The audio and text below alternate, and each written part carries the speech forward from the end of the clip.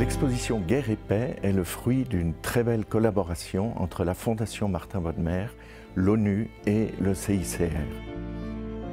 Cette exposition présentera des chefs-d'œuvre de la littérature, de grands écrivains qui se sont penchés sur la question de la guerre et de la paix, des archives des organisations humanitaires et des traités historiques qui, pour la plupart, sortent pour la toute première fois des archives d'État où elles sont conservées.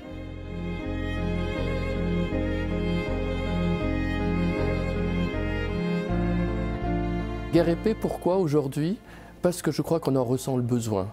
Nous sommes dans une période compliquée, on sent les tensions qui montent, on sent les inégalités sociales, la polarisation, les peurs, le désespoir.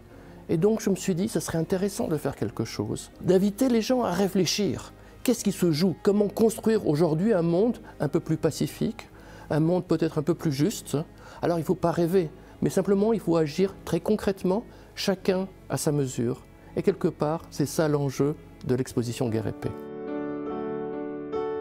On retiendra la présence tout à fait extraordinaire de feuillets manuscrits autographes de Léon Tolstoï pour son grand roman Guerre et Paix.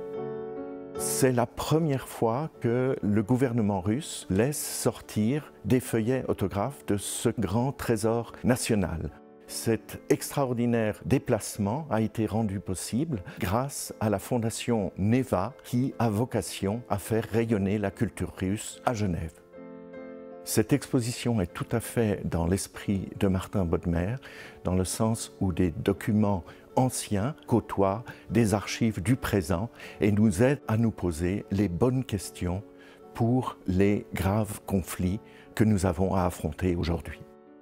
Dans cette exposition, il y a deux objets qui sont très symboliques pour moi. D'un côté, une hache de guerre qui était tenue par les guerrières du Dahomey et de l'autre, le calumet de la paix des Indiens du Dakota. Alors d'un côté, on a les forces de combat, les forces de confrontation et de l'autre côté, les forces de réconciliation. Alors toute la question, c'est comment nous, chacun de nous, s'inscrit dans cet espace entre la guerre et la paix aujourd'hui avec tous les défis qui se présentent à nous.